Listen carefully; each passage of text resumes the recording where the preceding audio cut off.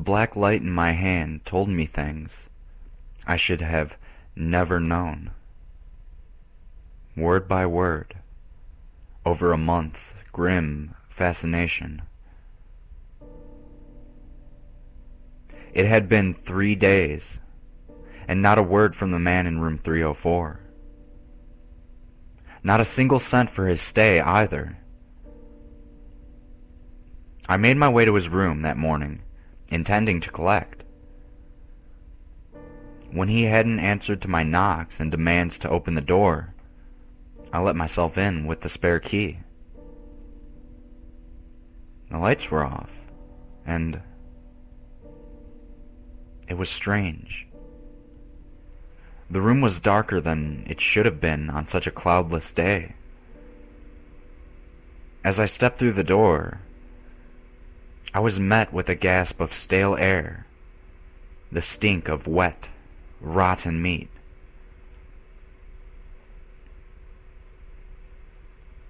Then I saw it. Then I saw the twisted thing in the corner.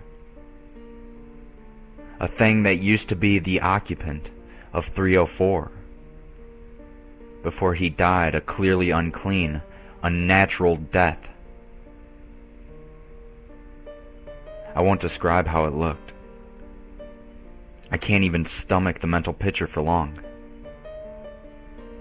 But I will say that the human body shouldn't be able to bend like that.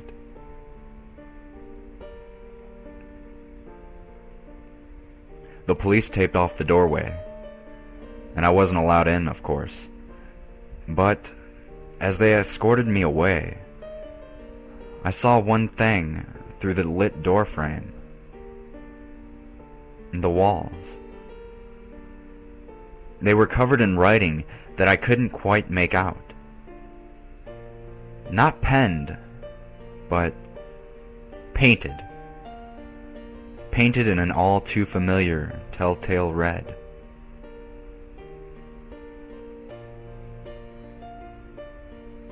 It was a few days before I could force myself to return to the room. But it needed to turn down, and I couldn't just ignore it anymore. I'd told myself just to file it away in the old mental archives.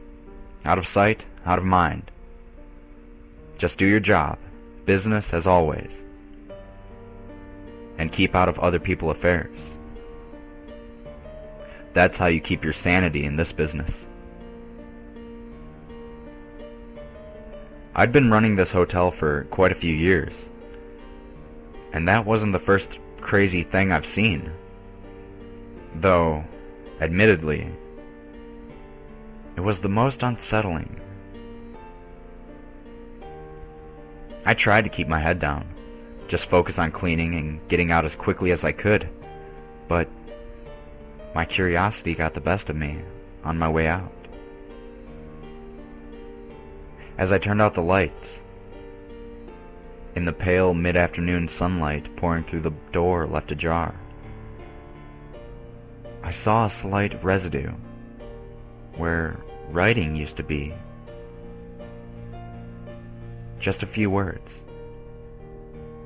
I could barely make them out. The hidden things. I didn't fight it anymore. I had to know. I returned to that room with the black light in hand, scanning the walls for answers. And the text returned in a ghostly blue. It was written in blocks and strips, all at strange angles, sometimes overlapping, sometimes large and bold, and others fine and hardly legible. There were strange drawings, strange symbols, and sometimes just streaking handprints. It covered all of the walls, and even the ceiling. I don't know what compelled me, but I couldn't stop. I reasoned that it was just out of respect for the dead, that that somebody should hear his last words. But, in truth, I wasn't so humanitarian. I just needed to keep reading. I needed the closure. It took me a month to compile it all. I felt the need to tell someone about what I found, so I'll just leave it here for those who wish to know. As for me, this is the last I'll bother with it. I've already given it more attention than I should. Lost too much sleep over it. You can take it as it is, or make of it what you will. I'm too tired to care anymore.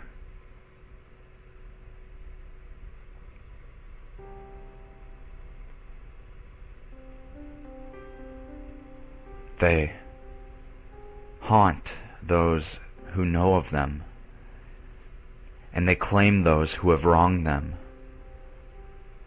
I've learned this much, and that's why I know I'll never escape. I should have left it alone. I was better off not knowing. I should have ignored the voices when they came. But I tried. I tried to fight back. I've opened too many doors that should have remained closed. I should have just left it alone.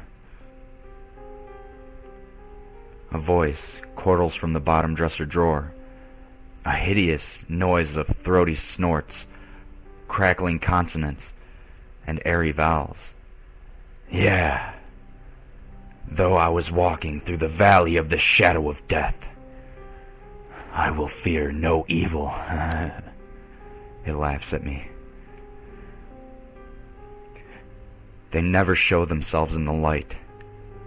These terrible things. So I take refuge in these sickly fluorescent yellow rays from dirty lamps. Every bulb in this room burns brightly through blotchy nicotine stains and dust. I sit alone on a tacky couch before an ancient television set. Another source of precious light. Even the stupid little clown face nightlight in the bedside power outlet shines dimly. Likely some child's memento from a family road trip. His parents probably encouraged him not to be afraid of the dark, saying there's no such things as ghosts. No monsters under the bed. There is no boogeyman, I tell myself, just as the boy likely told himself many times before, many sleepless nights. Few adults would understand, but I do. Boogie, boogie, how long do you think you can hide? Hide can you, do you think, you long how? Asks a demented, screeching thing from beneath the storage trunk in the corner of the room. It skitters back and forth with a horrible scratching sound. Not a spider, too soft and fat. Not a rat, too many legs. I can see its innumerable eyes glinting in the dark. Black beads without compassion. I try not to answer the terrible things. If I do not answer them, I often hope, maybe they'll go away. Maybe they will leave me alone. But they never do. I can hear them rattling in the space below the sink, crawling behind the stove, scratching at the closet door. I can hear them chattering in the cupboard, slithering beneath the rug. I pull my feet up on the couch and hug my knees. A childish coping mechanism. I know it won't help. This light is not for you. Not for you. taunts a childlike voice from behind the couch cushion, giggling cheerfully. I can swear that I feel a tiny hand touch my shoulder, the cold caress of a dead stillborn. I brush it away in a panic and curl up on my side, eyes wide and frozen. I shelter myself in the fetal position, and I listen to the air from the room's darkest cracks and crevices.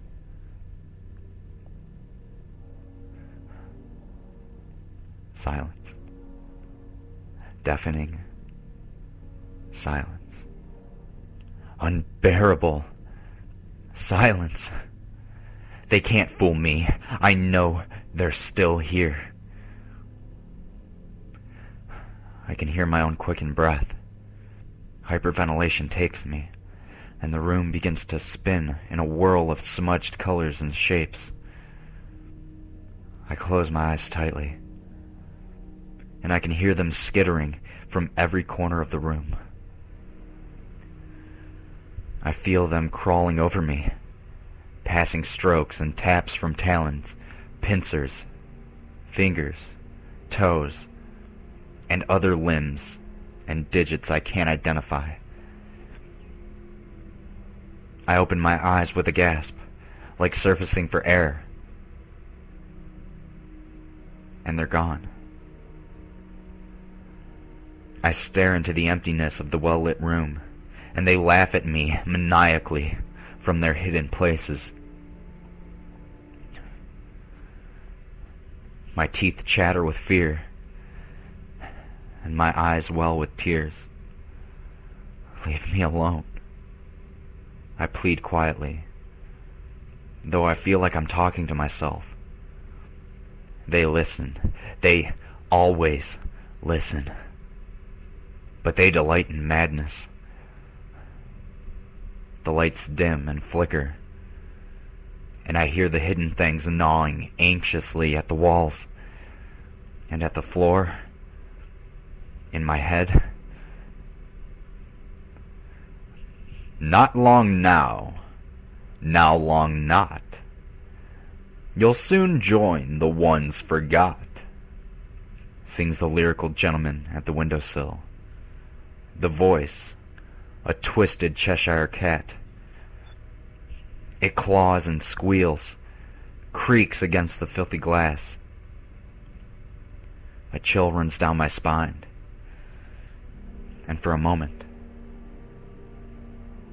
I forgot to breathe. "Turn the lights out, boy," says a familiar voice, like a distant recording, crackling, like an old radio.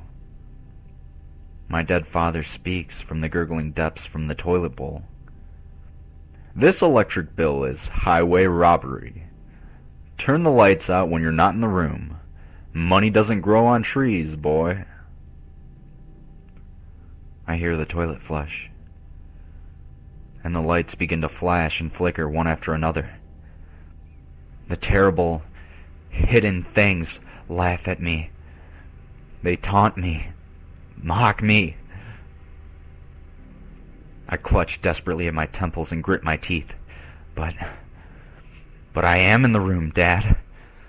I'm alone in here, I weakly reply. A voice from the clown-faced nightlight prods at my mind like a yapping dog. Some foul hellhound. Are you? Are you? Are you really?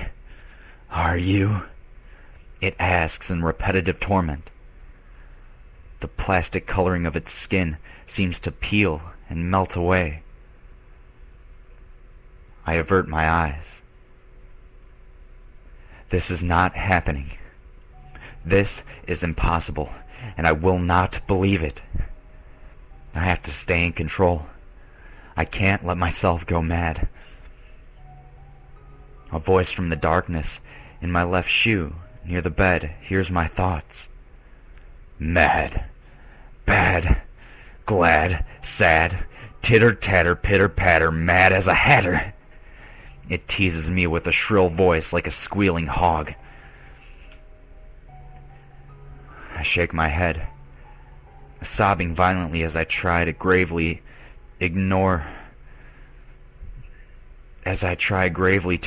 the chaotic chatter of the hidden things.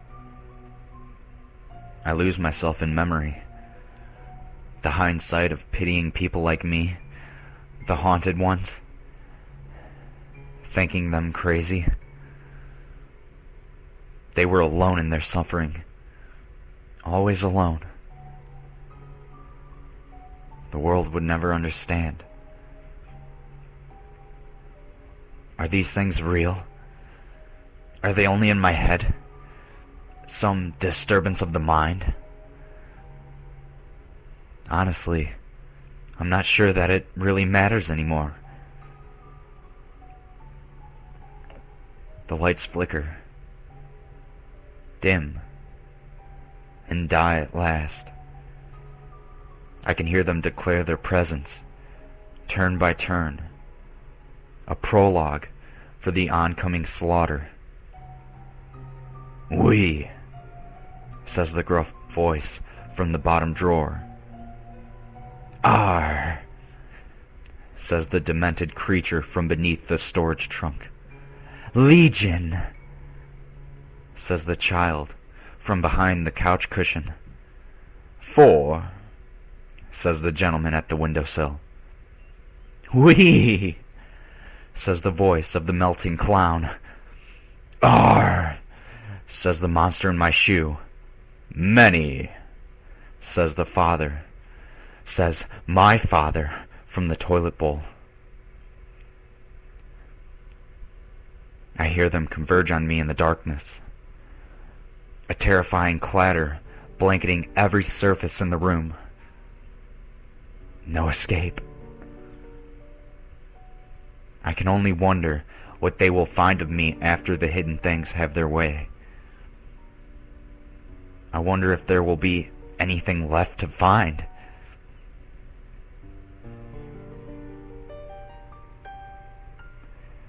That is where the text seems to end. Or, at least, it was all that I bothered to look for. I walled off the room after that. I wanted it forgotten. But one thing still hangs on my mind. I saw it just as I was about to close the door for the last time. It was a tiny message scrawled on the carpet. It wasn't written in blood, but something black and sticky.